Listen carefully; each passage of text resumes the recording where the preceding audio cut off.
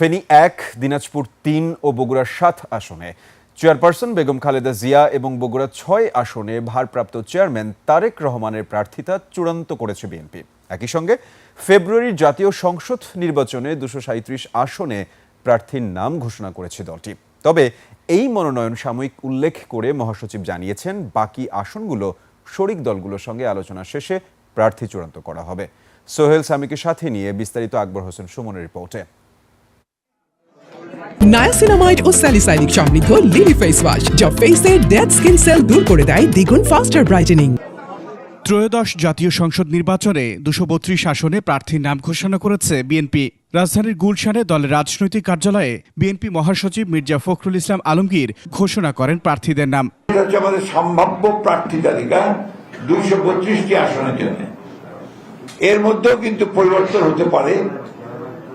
আপনার বিশেষ করে আমাদের যুগপৎ আন্দোলনে যারা শরিক দলগুলো আছেন তাদের সঙ্গে আলোচনার ভিত্তিতে আমরা এই পরিবর্তনগুলো আনতে পারি, অথবা যদি স্ট্যান্ডিং কমিটি মনে করে, পার্লামেন্টারি বোর্ড মনে করে তারা কোনো আসনে পরিবর্তন আনবেন, সেটা নিঃসন্দেহে যে নিয়মগুলো আছে সেই নিয়মগুলো মেনে আমরা সেইভাবে আমরা পরিবর্তন নিয়ে আসবো। নিজ জন্মস্থান সহ ৩টি আসনে বিএনপির হয়ে লড়বেন চেয়ারপারসন বেগম খালেদা জিয়া। এছাড়া ভারপ্রাপ্ত চেয়ারম্যান তারেক রহমানকেও দলটি চূড়ান্ত মনোনয়ন দিয়েছে বগুড়া ৬ আসনে। দিনাজপুর ৩ বেগম খালেদা জিয়া, দিনাজপুর সদর থেকে বেগম খালেদা জিয়া, বগুড়া ৬ তারেক রহমান, বগুড়া ৬, বগুড়া ৭ বেগম খালেদা জিয়া।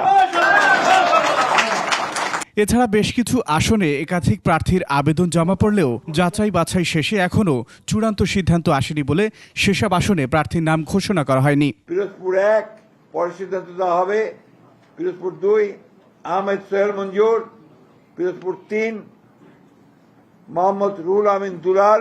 আকবর হোসেন সুমন, ২১ টেলিভিশন, ঢাকা।